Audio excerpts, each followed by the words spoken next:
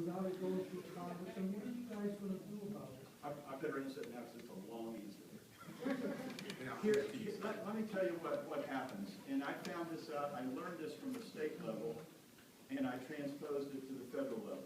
In the state, back when I first got there, I found out that we pass a law, and then there are rules that become the regulation of the state of Florida. And those are sent out, they're published, public can comment, there's a comment period, and then they are written and finalized, and they can be challenged in court. So there's a process, 120 hearing in the state. But underneath those is something called working papers. And I found out a few years after I got to Tallahassee, I was there 28 years, that these working papers were basically rewriting like the budget after we left town. And it was the bureaucrats doing it. And so I put a stop to that. That took me years to do. So when I got to Washington, people kept saying there's these executive orders happening, but I didn't see any executive orders. I wasn't sure what was happening. So here recently, I had my opportunity to strike. There was a bill coming out of the House, and it had to do with regulations. Now, those are regulations, same as I talked about in the state. The federal government has laws, then they have a book of regulations. They write rules like there are 15,000 pages of rules for Obamacare. And those are written. And those also go out for comment. People comment. Sometimes they modify them, change them, depending on what kind of comments they get, and they write them in, and then it becomes a rule, and it has the force of law. And we as a Congress allow the bureaucracy to do that. But there's something underneath that. No comments, no questions, no appeals, nothing. And they're called guidance documents. So if you want to read about how these changes were made, not just there, but in all kinds of places, they're usually guidance documents. And I've never seen the law twisted so much by those guidance documents in order to prove that they're okay. It's phenomenal. How could Congress, I don't take the health care package. I don't take subsidized health care from the federal government. I buy my own just like everybody else because I don't want that benefit. But what's happened is the Congress were covered under Obamacare, and now they're not.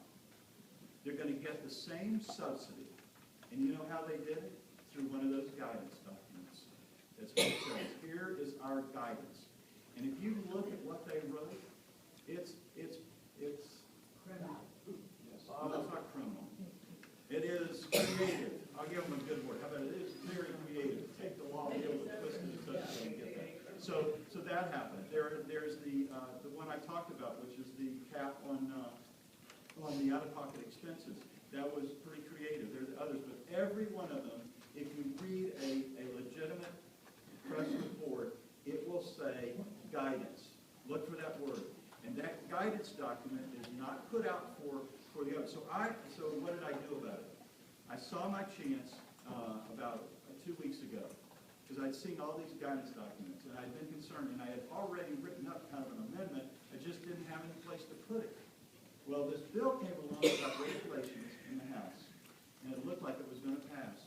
So I took my opportunity and I proposed an amendment that said that the guidance documents would have to come back to the Congress for approval.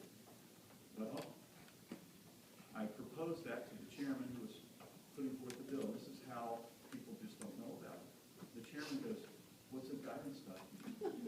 So I explained to him what was going on. He was shocked. And I showed him in newspaper reports where guidance documents, it was all in all these things, but I kept a report of those. And all I can tell you is I've done something about it. Whether I don't know what the Senate's going to do, maybe they'll take it up. I hope they do, because these things are circumventing what the Senate does just as much as they're circumventing what the House does, and it's not right. And they should be coming back to the Congress for approval. So anyway, that was a lot. I knew it was going to be a long one. Mr. Fietcher, thank you for hosting this. Appreciate it, Congressman Webster. I want to first thank you for the generosity you've demonstrated with your time with students on our campus here at Polk State. In the opportunities I've had to observe you with them, you've been very nonpartisan with them, and I think you've inspired them to consider public service. And in this day and age, that's very important. An observation and then a question. The observation is, as a state college, we spend a lot of our attention in Tallahassee rather than Washington, D.C., for obvious reasons. And as I spend time in the Capitol, it's hard to miss the strident partisanship that defines politics now. And many, many times your name comes up as an example of the good old days when there really was some bipartisanship in Tallahassee. And I've heard people say that your speakership may have been the last time that the majority party treated the minority party with respect. So I commend you for that. My question to you is, do you see any opportunity to try and take the spirit that you demonstrated in Tallahassee and see that have an impact in Washington? Because right now, even the tenor of this room says we're not making a lot of progress in that regard. Well, yeah, that's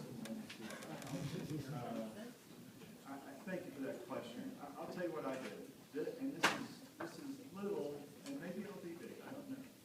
When I got there, I noticed the same thing that you just described, and it injured me to some degree.